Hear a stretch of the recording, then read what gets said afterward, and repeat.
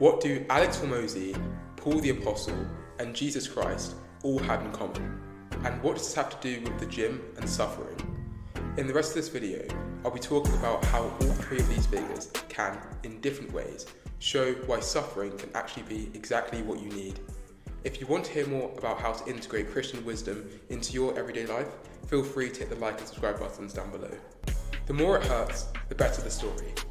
Alex Hormozy said that one of the things that got him through difficult times was thinking that the harder it is, the bigger the dragon, the more epic the story, and by consequence, the more epic the hero.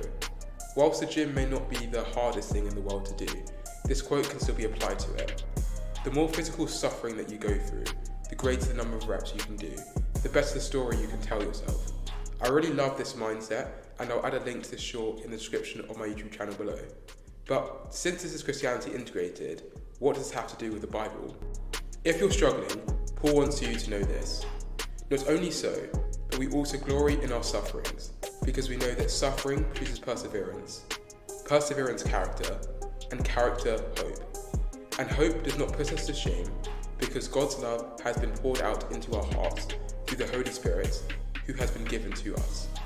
This is very similar to the Hormozy quote that I said earlier, and Paul goes a step further by talking about hope and the Holy Spirit.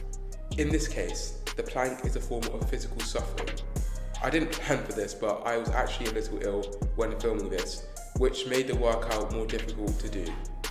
But this shows that the more that you can suffer, the more that you can persevere through the suffering, the greater your discipline, and this greater discipline leads to greater hope for future sets. This hope shows that you can find purpose from the pain that you go through, and that you can overcome suffering. And personally, I believe this is evidence for the Holy Spirit in you, which I like to think of as the goodness in you. But what does this have to do with Jesus? How the gym can lead you to Jesus. After you do a difficult set at the gym, you realize that there's something in you which can overcome suffering. And I believe this is the Holy Spirit. But when He, the Spirit of truth, comes, He will guide you into all the truth. The Holy Spirit will guide you and point you to Jesus.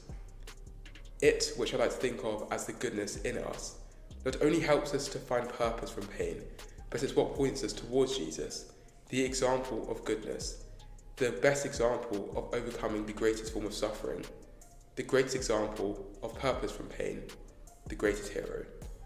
When did you realize that you had goodness in you? I'd love to hear your thoughts and perspectives in the comment section below.